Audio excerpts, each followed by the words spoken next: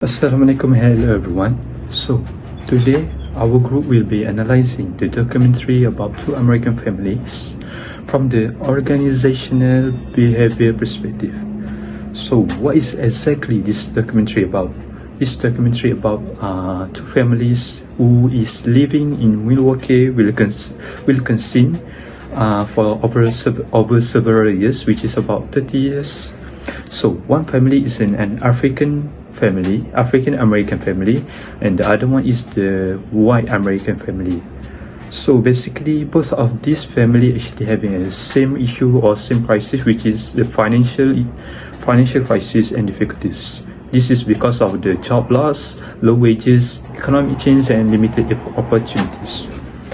So, what is exactly the main theme in this documentary? This documentary is highlight about the economic inequality and economic security can affect the family members' income and family members' condition and situation. So, in this documentary, they tell us about some other family might have a success, have an educational background and everything, but some other family, and we can say more or a lot more family, have a difficulties in their life and a lot of challenge. This is because of the income gap between this family and this family is totally huge. Because of that, some of them have enjoyed the economic opportunity, but a lot of them have not enjoyed this kind of things. This show in this documentary that how struggle this family to survive, while there's some people who can enjoy all of these things. This is what we call the economic insecurity and instability. So our main purpose in this group is we want to analyze and focus on one major organizational behavior issue, which is perception and workplace inequality. So this issue will influence how people are treated, how opportunities are distributed, and how individuals view their future in the society. So other members will continue the discussion. Thank you, Arif, for the insightful summary of the documentary. Now that we all have a clear picture of what the Newman and Stanley family went through, it is my role to identify and explain the major organizational behavior issue that our team has chosen to focus on in our analysis. Primary OB issue we have identified in two American families is work-family conflict, a concept that sits at the intersection of stress management, motivation theory, and individual well-being within an organizational context. Work-family conflict, as defined by OB scholar Jeffrey Greenhouse and Nicholas Butel in 1985, refer to a form of inter-role in which the demand of work and family roles are mutually incompatible in some ways. In other words, participation in one role, whether at work or at home, make it harder to fully participate in the others. Now, most of us think of work-family conflict as something that happens when a person is overworked, when someone brings their office stress home, or when a parent misses their child's school, even because of a business meeting. But this documentary presents a much more profound and painful version of this conflict, the kind that arises when work disappears entirely. So why this issue is central to the documentary? When the Newman and the Stanley lose their factory job, the job that was really stable, unions, and well-paying, the ripple effect reached into every corner of their family life. Their financial security collapsed, their daily routine break down, their role within the family shift dramatically, and perhaps most painfully, their sense of identity, who they are as a provider, as a parent, as the community member, begins to erode. Connecting to OB theories, to understand why this matter in organizational behavior, let us look at two key frameworks. The first one is Maslow's hierarchy of needs. Abraham Maslow proposed that human motivation is structured in layers at the base of psychological needs like food, shelter, and warmth. Above that are safety needs like job security, financial stability, and health. Only once these are met can a person pursue belongingness, safety, and eventually self-actualization. When both families lose their job, the bottom two layers of this pyramid are pulled out from under them. Everything else like relationship, self-worth, and aspiration, all of that become incredibly difficult to maintain. Second, the job demand resource model or JDR model developed by Becker and Demeroli. This model argued that employee well-being is determined by the balance between the demand placed on a person and the resource available to meet those demands. In this documentary, we see demands skyrocket like financial pressure, caregiving responsibility, and social stigma, while resources like income, healthcare, and community support rapidly shrink. The result is what the model called burnout, exhaustion, reduced performance, and disengagement from life. My name is Alif Haji bin Ruslan. So now I will discuss how work family conflict, stress, and motivation problems affected the lives of the Newman and Stanley families in the documentary. The Newman family. Terry Newman was a hardworking factory worker who had built a stable life for his family. However, after losing his manufacturing job, he also lost sense of purpose and identity. Throughout the documentary, he moves between several low-paying and unstable jobs, which affects his confidence and motivation. The situation can be explained using Herzberg's two-factor theory. Herzberg states that factors such as salary, job security, and working conditions are hygiene factors. When these are missing, employees experience dissatisfaction. Their struggle with unstable employment clearly demonstrates this concern. At the same time, his wife Pam joins the workforce to support the family financially. She faces work-family conflict because she must balance paid employment with household responsibilities, creating significant emotional and physical stress. For the next is the Stanley family. So the Stanley family faces similar challenges after losing stable employment.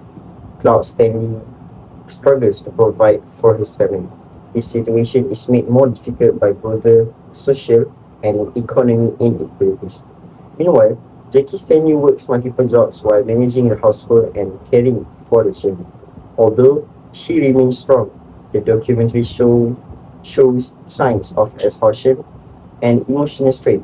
In organizational behavior, this can be linked to emotional labor, where individuals suppress their true feelings to meet family or social expectation, often leading to burnout. The OB lesson here is both families experience a disruption of their identities and roles. Their struggles shows that employees' behavior is strongly influenced by external factors such as economic condition and job opportunities. The main lesson from this documentary is that people are not always unsuccessful because of lack of effort.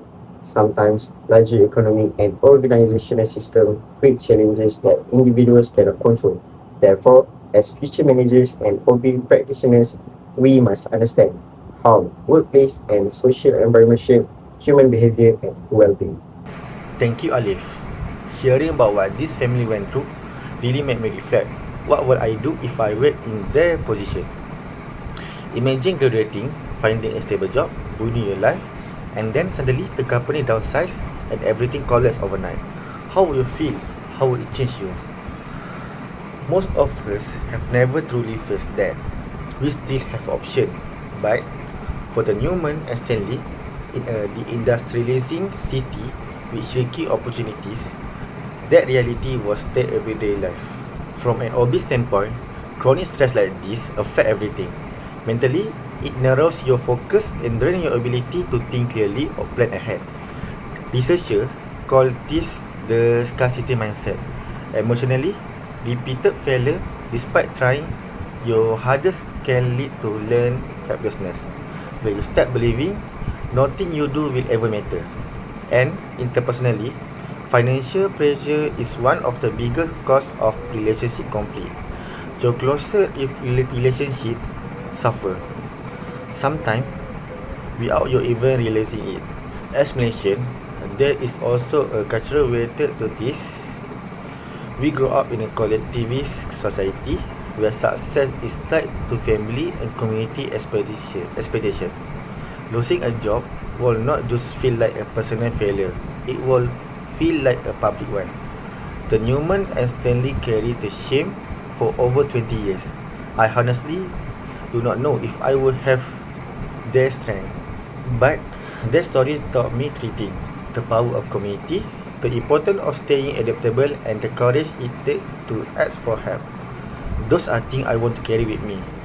With that, I will pass it over to Anam to share some suggestions on how situations like this could have been better handled. Continuing towards the solution and also personal reflection, as the fifth speakers, I would like to actually address this inequality of organizations that we actually should promote a fair employment practices. First, employment should provide an equal opportunities for hiring, promotion, and also training. Second, organization should implement transparent performance evaluation system to actually reduce the bias and also discrimination. Thirdly, employee welfare program should be able to strengthen and to support workers facing financial and emotional stress. And if we're in the similar situation, we might also experience anxiety and also frustration due to financial uncertainty. Therefore, fair treatment in the workplace is the main important thing to do, not only for organizational success, but also for the employees' quality of life.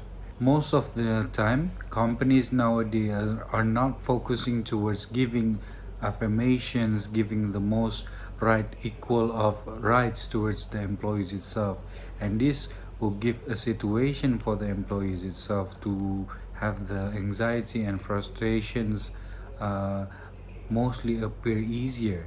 But at the time, we want this fair treatment in the workplace is not just only to reduce anxiety and frustration, but we want the fairness to actually happen inside the organization for the success of the organization itself. From an Islamic perspective, justice, fairness, and human dignity are not just ideals, they are fundamental religious obligations. As Allah commands us in the Quran in Surah An-Nahl, verse 90, indeed, Allah commands justice, excellence, and giving to relative. This powerful verse teaches Muslims to uphold absolute fairness in every aspect of life, especially within the workplace. For employers, this means treating workers with respect, providing equal opportunities, and strictly avoiding discriminations. For employees, it means performing duties with utmost honesty, dedication, and integrity. When we look at the documentary Two American Families, we see a stark reminder of what happens when these values are missing.